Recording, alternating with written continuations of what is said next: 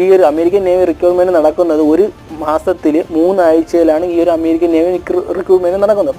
So ഇങ്ങനെ പോയാലും ഈ ഒരു ട്രെയിനർ അദ്ദേഹം പോയി കാണുകയാണ്. സോ ട്രെയിനർ അദ്ദേഹം കഴിയുന്നു. കാരണം വെച്ചാൽ ഏകദേശം അന്ന് അദ്ദേഹം 365 പൗണ്ട് ഉണ്ടായിരുന്നു. സോ വെറും ഒരു മാസം കൊണ്ട്, അതായത് ഒരു മാസം കൊണ്ടാണ് ഇത്രയും ഈ ഒരു വെയിറ്റ് കുറയ്ക്കാൻ കാര്യങ്ങളെല്ലാം നോക്കുന്നത്. സോ ഒന്നും നടക്കൂടെന്നും പറഞ്ഞ് ട്രെയിനർ അങ്ങ് മാറ്റി നിർത്തുകയാണ്. സോ വീണ്ടും ഇദ്ദേഹം ഈ ഒരു ബാറ്റയ്ക്ക് മരുന്നിരിക്കുന്ന സെറ്റപ്പിലോട്ട് പോയി.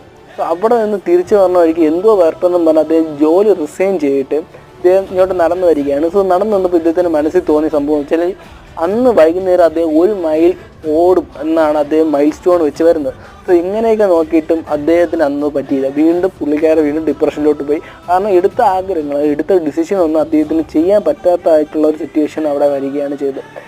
സോ അങ്ങനെ ഫസ്റ്റ് 1 മൈൽസ് എന്നാണ് അദ്ദേഹം പറഞ്ഞത്. സോ അത് അദ്ദേഹത്തിനെ കൊണ്ട് സാധിച്ചില്ല.